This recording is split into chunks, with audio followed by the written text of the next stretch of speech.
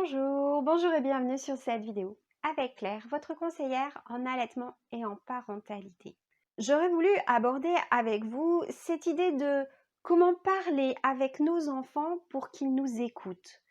Beaucoup de mamans me disent mais Claire, c'est compliqué, ils m'écoutent pas, ils m'obéissent pas, j'arrive pas à les faire se préparer le matin par exemple.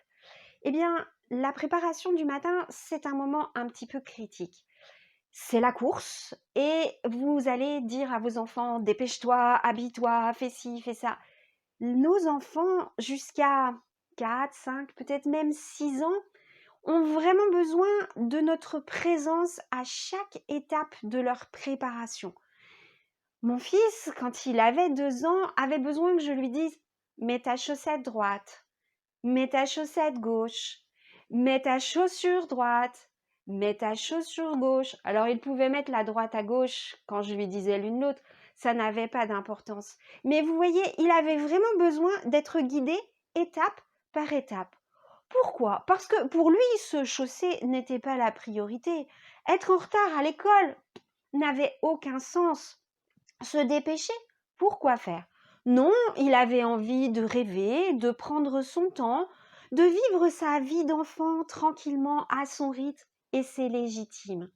Donc, peut-être, il est intéressant de se lever un petit peu plus tôt le matin. Je sais, vous vous levez déjà très tôt et vous réveillez vos enfants très tôt.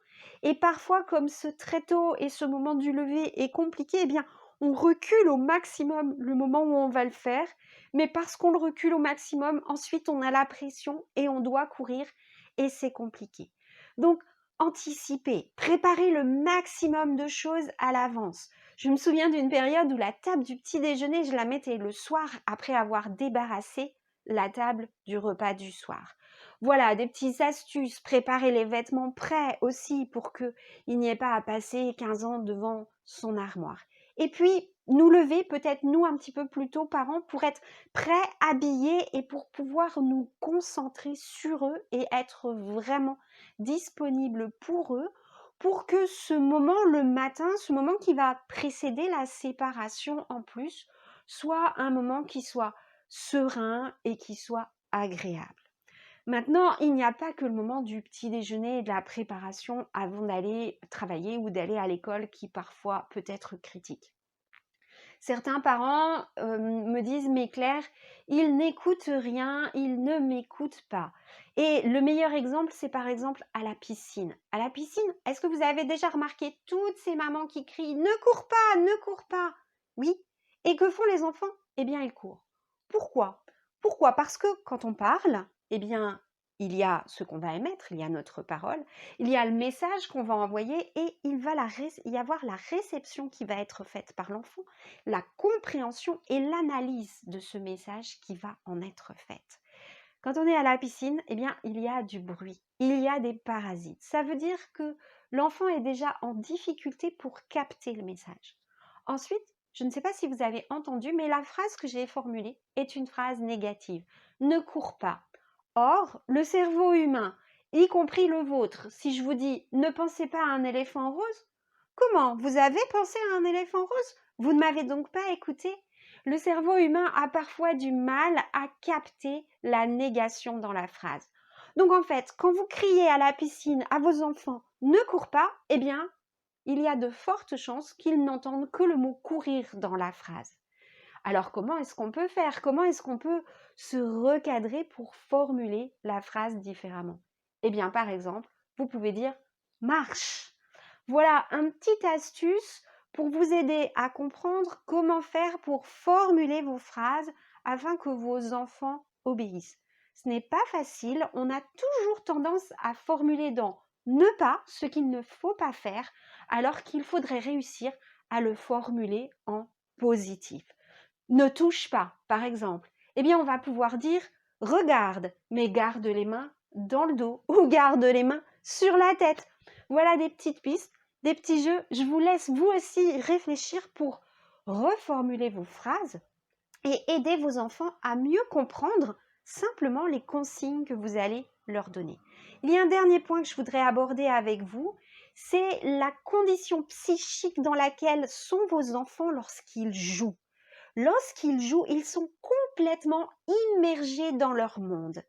Et si vous allez brusquement les chercher en leur disant maintenant il est l'heure de se préparer, ou si vous allez brusquement les chercher pour leur dire viens à table, eh bien vous provoquez un espèce de cataclysme dans leur tête. Ils ne sont pas prêts à quitter leur jeu, à quitter leur monde.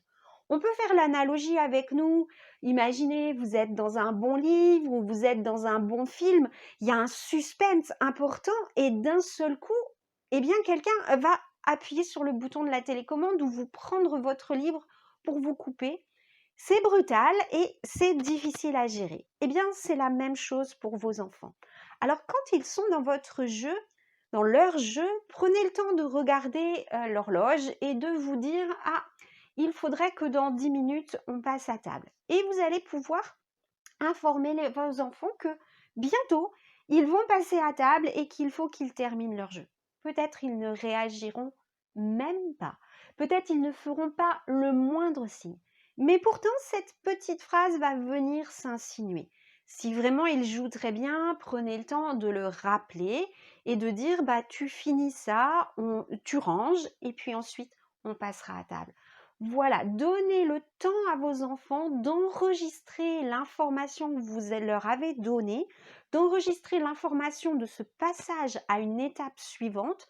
C'est d'ailleurs la même chose quand vous êtes au parc et qu'ils n'ont pas envie de partir. Prévenez-les que ça va se terminer, qu'ils font encore 2 tours de toboggan par exemple, et qu'ensuite vous allez rentrer à la maison. Quand ils font le dernier tour, vous leur dites c'est le dernier tour, puis nous rentrons à la maison. Et bien sûr, quand vous avez défini un cadre, vous restez ferme sur ce cadre, il n'est pas négociable, à condition d'avoir prévenu à l'avance votre enfant de ce qui allait se passer. Voilà ce que j'avais envie de partager avec vous. Si cette vidéo vous a été utile, eh bien, cliquez sur j'aime. Vous avez une expérience, un moment particulier à partager sur ce thème avec d'autres parents ou une question. Allez-y, mettez-les dans les commentaires. Je vous répondrai personnellement et avec beaucoup de plaisir. Vous voulez creuser ce point, vous vous questionnez, vous voulez en parler avec votre situation personnelle, eh bien je vous invite à me retrouver sur mon site Allaitement Parents Bébé. Et puis enfin, si cette vidéo vous a plu et si vous voulez savoir ce qui se passe sur cette chaîne, abonnez-vous. À bientôt, j'espère.